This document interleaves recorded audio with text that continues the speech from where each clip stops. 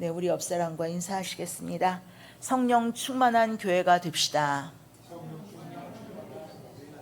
네. 교회라는 것은 하나의 건물, 이렇게 하나의 그 눈에 보이는 건축물로서의 교회가 아니라 이제 여러분들 한 사람 한 사람도 교회인 줄로 믿습니다.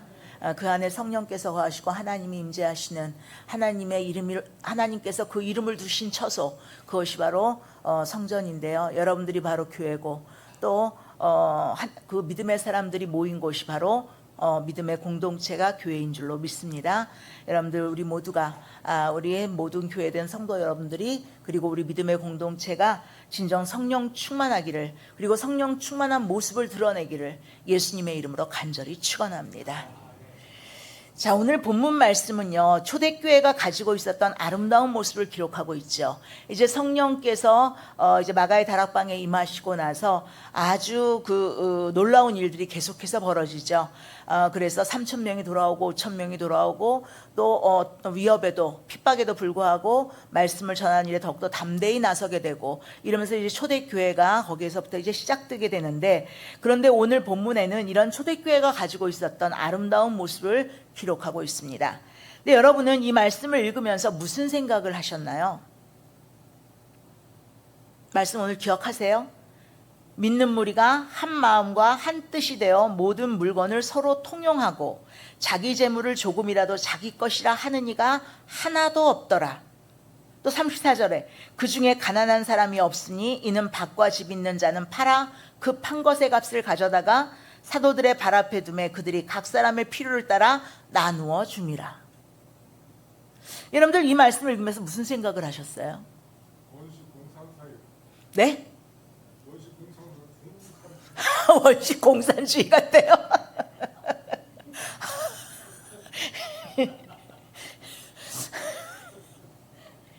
자, 그래요. 이따가도 구역에 대한 얘기가 나옵니다. 자, 참으로 이러한 교회의 모습은 오늘날 세상에서는 정말 실로 보기 힘든 모습 아닙니까? 어쩌면 너무나 이상적이어서 비현실적이고 실현 불가능하게 생각되는 모습이기도 해요. 그래서 이 말씀을 읽을 때는 참 좋은 말씀이긴 한데 우리들과는 별 상관이 없지 않은가 싶기도 합니다. 자, 그렇다면 사도행전의 저자인 누가는 왜 굳이 초대교회의 이런 모습을 기록했을까요?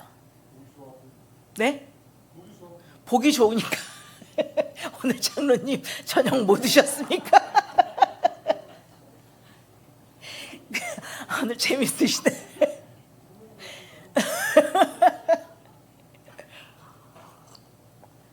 자, 그것도요, 이 누가가 이 사도행전에 한 번만 기록한 게 아니에요. 오늘 본문에 2번씩이나 이 똑같은 말씀을 기록하고 있어요.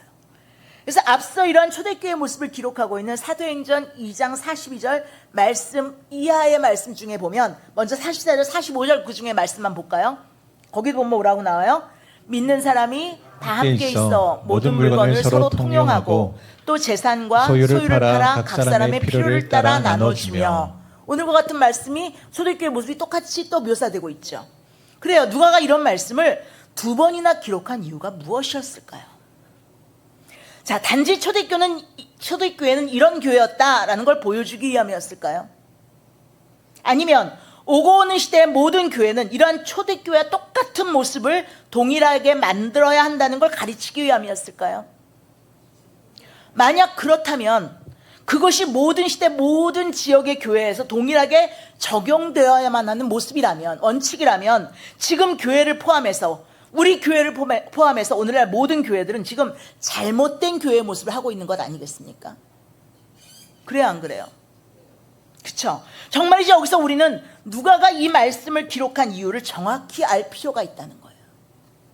자, 우선 여기에서 우리가 발견해야 하는 것은, 우리가 여기서 기억해야 되는 건, 오늘 본문 말씀이 보여주는 초대교회의 모습은 성령 하나님께서 충만하게 임하시고 나서 만들어진 모습이라는 거예요. 즉 사도행전 2장 42절 이하의 말씀도 그랬고, 오늘 본문의 말씀 모두 성령 하나님께서 충만하게 임하시고 능력으로 역사하심으로 말미암아 생긴 아름다운 모습이었다는 거예요. 오늘 본문 앞에 31절 말씀 한번 볼까요? 오늘 본문 바로 앞에 31절에 뭐라 했습니까? 빌기를 다음에 모인 곳이 진동하더니 무리가 다 성령이 충만하여 담대히 하나님의 말씀을 전하니라. 지난 시간에 우리가 봤던 말씀이죠. 성령이 충만하기 위해서 담대히 하나님의 말씀을 전했다. 그러니까 성령이 충만해서, 여러분들 그렇습니다. 오늘 본문에 나오는 초대교회의 모습을 성령 하나님께서 능력으로 역사하신 모습이기에 그것 자체가 하나님의 작품이라고도 할 수가 있어요. 하나님께서 만드신 결과라는 말씀이에요. 사람이 만든 게 아니에요. 하나님께서 하나님의 영인 성령님의 충만한 역사하심으로 이기적으로 자기밖에 모르는 사람들이라서 다른 사람들의 필요와 아픔에는 아랑곳하지 않는 악한 본성을 갖고 있는 사람들의 마음을, 우리 모두 그런 본성을 가지고 있거든요. 그 마음을 변화시키고 움직이신 것입니다. 믿습니까? 그래서 모든 물건을 서로 통용하고 자기 재물을 조금이라도 자기 것이라고 하지 않고 필요에 따라 나누어 쓰도록 하셨던 것이죠. 사도들의 강요나 압력이나 감언이설에 의해서 만들어진 것이 결코 아니에요. 성령 충만한 사람들이 자발적으로 스스로 원해서 하나님의 뜻 가운데 그 시대 그 당시 그 상황 속에서 하나님이 뜻하신 바가 있어서 그 사람들이 성령 충만함으로 스스로 원해서 그렇게 했다는 것에 우리가 주목할 필요가 있다는 거예요. 그렇습니다.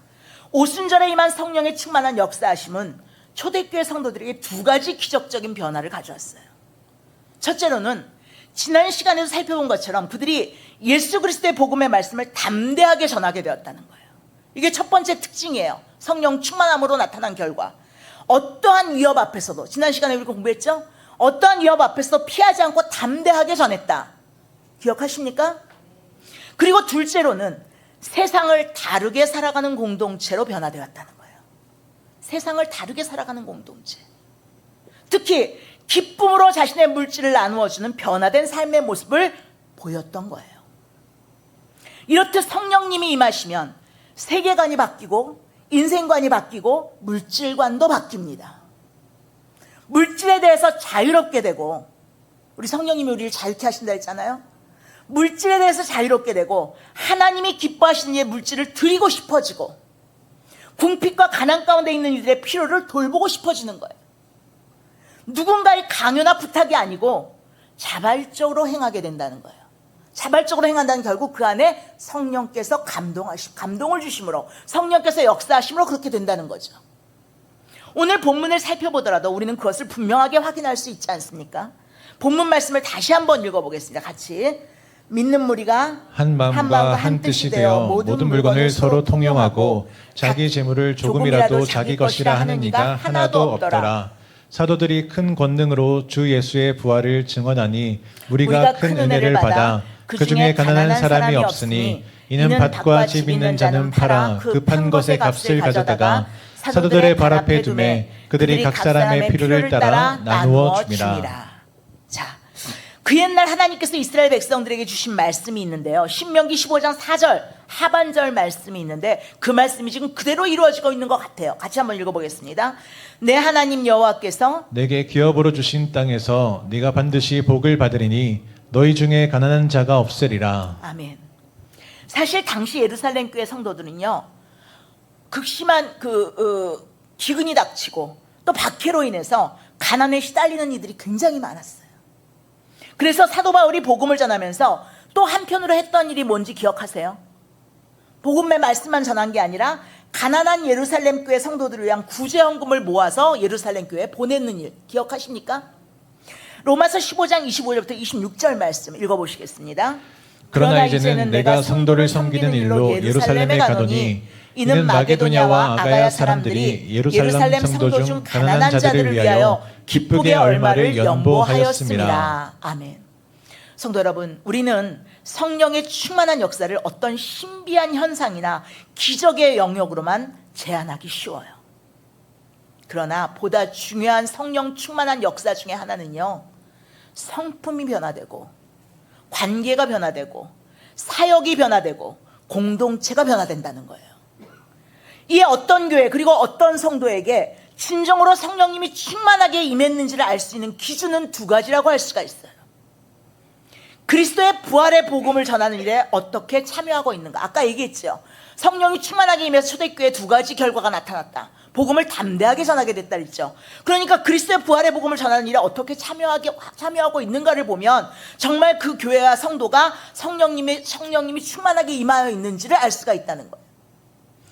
동시에 자기 중심주의와 이기심을 넘어서 하나님이 기뻐하시는 일과 하나님이 사랑하시는 사람들을 위해서 기쁨으로 자기 재물을 드리고 나누는 일에 참여하고 있는가를 보면 알 수가 있다는 거예요.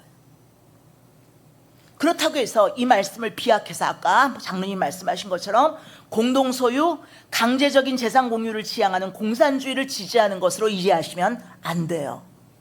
여기에 이 모습과 공산주의는 전혀 달라요, 여러분. 사실 초대교회 성도들에게도 여전히 사유재산은 있었어요. 그래서 여러분, 성도들 각각의 집에 모여서 예배를 드렸죠. 그죠? 그러니까 함께 기도하기는 했는데 각각의 집들이 있었고요. 그 중에 덜어는 필요에 따라서 밭과 집 있는 자들이 그것을 팔아서 사도들에게 가지고 와서 각 사람의 필요를 따라 나누었다는 거예요. 오늘날도 그런 모습이 있어요. 그죠? 정말 하나님이 기뻐하시는 일을 위해서, 하나님이 정말 사랑하시는 어떤 사람을 위해서 자기가 가지고 있는 자기 재산을 팔거나 아니면 정리해서 그것을 교회에 바쳐서 그것을 나누는 일을 하는 사람들이 있어요. 지금도.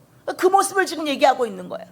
그러니까 초대교회는 개개인의 소유권을 부정하는 어떤 이념 공동체가 아니었다는 거예요. 그들이 넘어선 건 사유재산을 넘어선 것이 아니라 자기중심주의, 이기주의를 넘어섰던 거예요.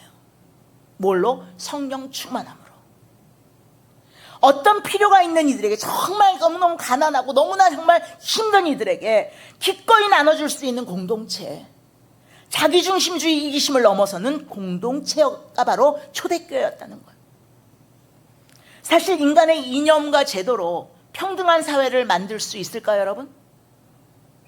저는 한때 인간의 이념과 제도로 평등한 사회를 만들 수 있을 거라고 착각했어요. 제가 대학 시절에. 근데 불가능하더라고요. 평등이라는 이념을 주장하는 사람들은 인간의 차이를 제도와 법으로 제어하려고 해요. 억지로, 강압적으로. 그러나 법과 제도로 제어해서 평등이 만들어지는 것이 아니더라고요. 성령님이 임하셔서 충만하게 역사하실 때 각자의 차이를 뛰어넘어서 서로 사랑하게 되고 서로 축복하게 되고 서로 나누게 되는 평화로운 공동체가 나타나게 되는 거예요. 이건 하나님이 이루시는 것인 줄로 믿습니다. 사람이 할 수 있는 게 아니더라는 거예요. 사람이 평등한 공동체, 인형 공동체를 만들려고 애썼죠, 옛날에. 그죠? 사회주의 공산주의가. 그러나 그렇게 되던가요? 안 됐단 말이에요. 거기서도 불평등이 있고, 거기도 가난이 있고. 성령님이 충만하게 역사하시면 물질에 대한 우리의 태도에 다음과 같은 변화가 나타나게 되는 거예요. 그걸 사실 오늘 보여주고자 하는 거예요. 첫째는 소유자가 아니라 관리자가 된다는 거예요. 성령님이 충만하게 역사하시면, 우리 안에 성령님이 충만하게 역사하시면 우리는 이제 물질에 대한 태도가 달라지는데, 우리가 물질에 대한 소유자다? 이렇게 생각하는 게 아니라 우린 관리자다라고 생각하게 되는 거죠. 우리가 가진 모든 것은 하나님의 소유이고 주인이신 하나님이 우리에게 맡기셨을 뿐임을 우리는 인정하게 되는 거예요. 그래서 하나님의 뜻대로 그것을 사용하게 되는 거죠. 이에 우리는 우리에게 주어진 물질의 청지기로 부름받은 대로 살게 되는 줄로 믿습니다. 두 번째로 우리가 또 뭐가 변화되냐면, 물질에 대해서 독점이 아니라 나눔의 태도가 나타난다는 거예요. 우리가 물질의 청지기가 되어서, 우리 주인이 아니에요. 우리가 소유주가 아니에요. 우리는 맡은 청지기일 뿐이에요. 그러면 우리가 물질의 청지기가 돼서 하나님이 기뻐하시는 일을 스스로 하게 되는데, 하나님이 기뻐하시는 일을 위해서 자원해서 드리고 하나님이 사랑하시는 연약한 자들에게 나누고 베풀게 된다는 거예요. 독점하는 게 아니라 나누는 태도가 나타나게 된다는 거죠. 세 번째로, 물질을 욕심이 아니라 필요로 대하게 된다는 거예요. 물질을 보면 막 욕심을 내고 내 것으로 만들어지가 아니라, 물질은 단지 우리의 필요일 뿐이다. 그런데 자신은 때때로 이런 경우가 있어요. 자신은 필요라고 하는데 다른 사람이 보면 욕심인 경우가 있어요. 난 이게 필요해. 난 이게 필요해. 이것이 꼭 필요해. 근데 다른 사람이 보기엔 그건 욕심이야. 이거 우리가 잘 구분해야 돼요. 자신의 욕심을 필요로 가장하는 사람들이 있단 말이에요. 그러니 성령의 충만한 역사하심 가운데 우리는 필요와 욕심을 정직하게 구분해야 될 줄로 믿습니다. 그리고 자신과 다른 사람의 필요를 채우는 것으로 물질을 대해야 될 줄로 믿습니다. 초대교회 모습이 바로 그랬다는 거예요. 그걸 누가가 오늘 보여주고 있는 거예요. 그들은 성령이 충만해서 믿음 안에서 한 마음과 한 뜻이 되어 소유자가 아니라 관리자로 물질을 대하게 됐고요. 그리고 독점이 아니라 이제 나누는 태도를 가지게 됐고, 욕심이 아니라 서로의 필요를 채우는 것으로 모든 물건을 서로 통용하고 자기 재물을 조금이라도 자기 것이라고 하는 이가 없어서 물질을 각 사람의 필요를 따라 나누었다는 거예요. 그렇습니다.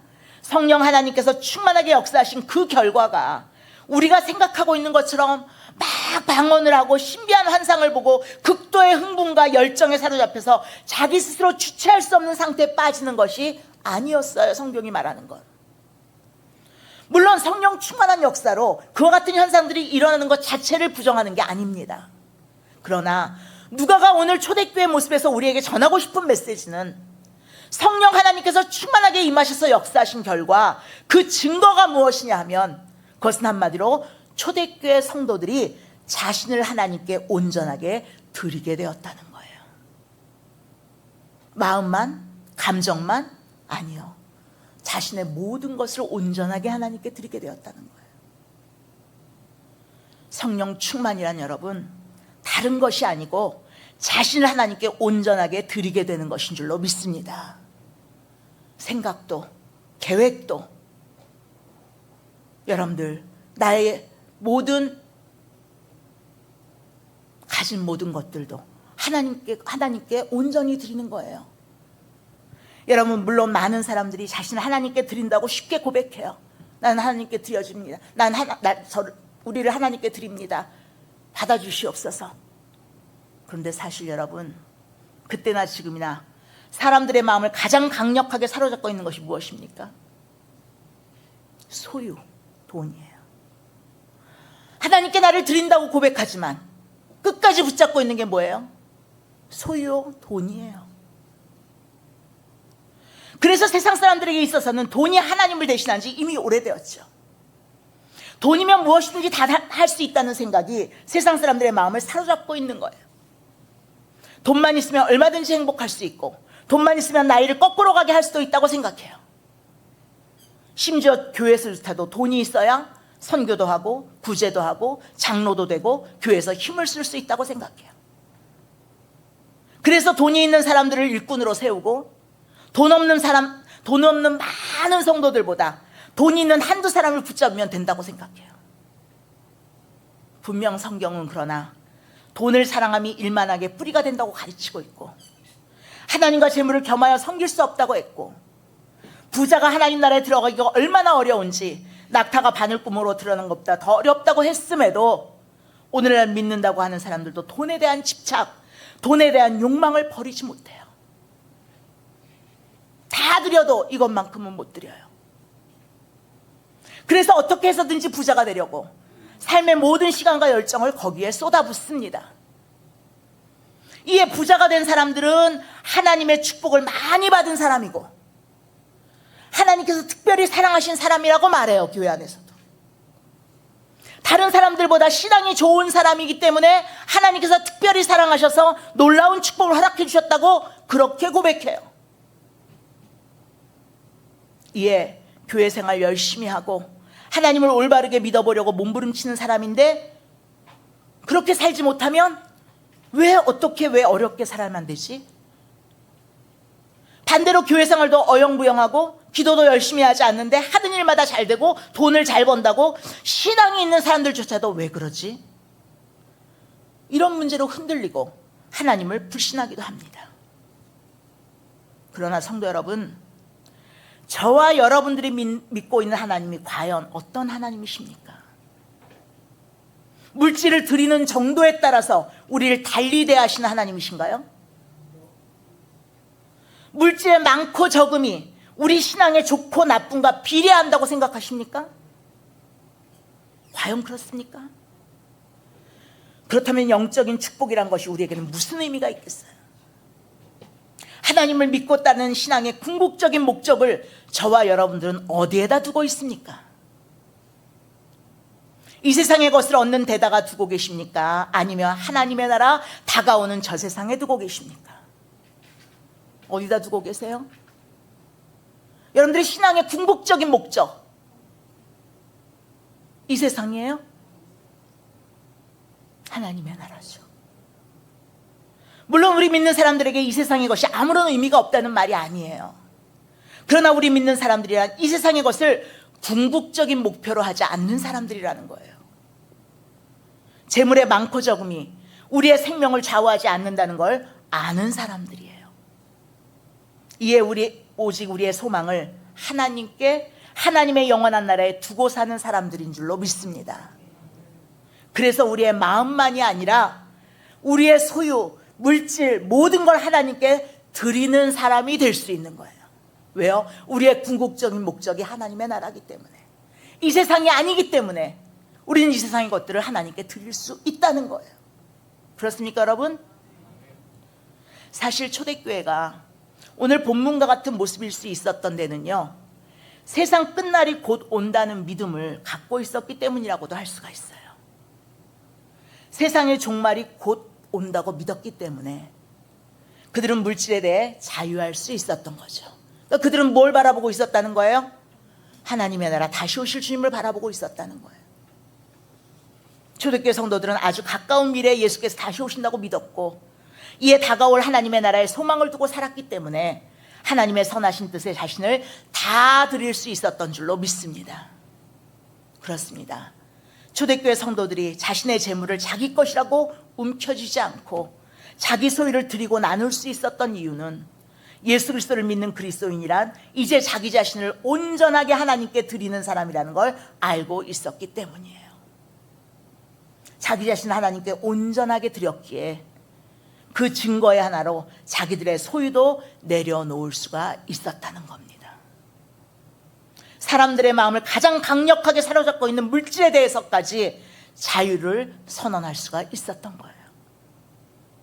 그렇습니다. 분명 우리들의 생명은 물질의 넉넉함에 있지 않습니다. 한순간이더라고요, 여러분. 물질에 우리의 생명이 있는 게 아니에요, 여러분. 물론 초대교회 성도들이 곧 주님이 다시 오실 것이라는 믿음이 있었기 때문에 자유할 수 있었다라고도 얘기할 수 있지만, 사실 우리도 마찬가지예요. 오늘 오실지 내일 오실지 어떻게 알아요? 우리가 오늘 하나님의 나라에 갈지 내일 하나님의 나라에 갈지 누가 알아요? 누가 보장해요? 그래서 우리의 궁극적인 목표가 하나님의 나라라면 우리는 자유할 수 있어야 된다는 거예요. 진정한 그런 믿음이 있다면.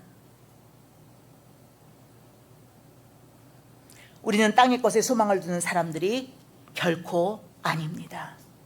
그렇습니까, 여러분? 아멘? 우리는 하늘의 것을 추구하며 사는 사람들이에요. 우리는 오직 예수님만이 소망이요, 위로요, 전부라고 고백하는 사람들인 줄로 믿습니다.